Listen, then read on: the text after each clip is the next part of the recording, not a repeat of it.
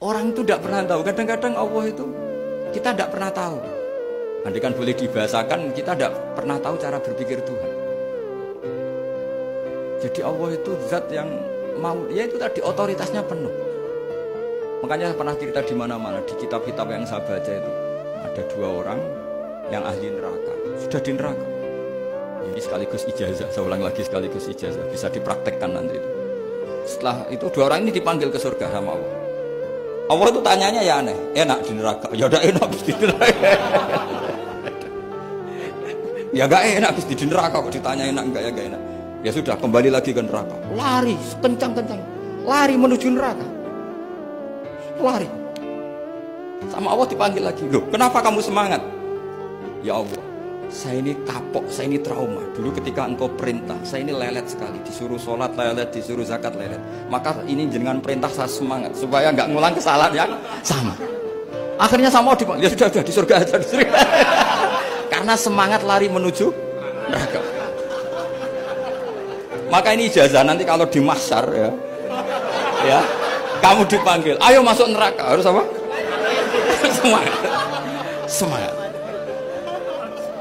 Harus semangat. Oke Gusti, semangat. Lah repotnya kalau nggak dipanggil lagi. Akhirnya barokahnya semangat itu dia di surga. Kita tidak pernah tahu cara berpikir Tuhan, nanti kan boleh dibahasakan seperti itu. Yang satu, ayo kembali lagi ke neraka. Tolah itu.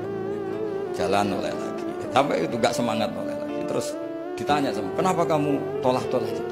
Saya tidak pernah ngira ya Allah ketika engkau panggil di surga kemudian engkau kembalikan lagi ke neraka. Ya sudah kamu di surga saja. Barokahnya husnuzon. Jadi Tuhan itu unik. Makanya dalam tradisi ulama itu ad-dinu ar-riwayah, agama itu riwayat. Sebagian diredaksikan inna hadzal ilma dinun fanzuru amman ta'khuduna dinakum. Agama ini, ilmu ini agama, maka lihat riwayatnya. Karena kita tidak pernah tahu cara berpikir Tuhan. Kita harus mengikuti riwayat yang diutarakan Rasulullah SAW. Karena kita tidak pernah tahu.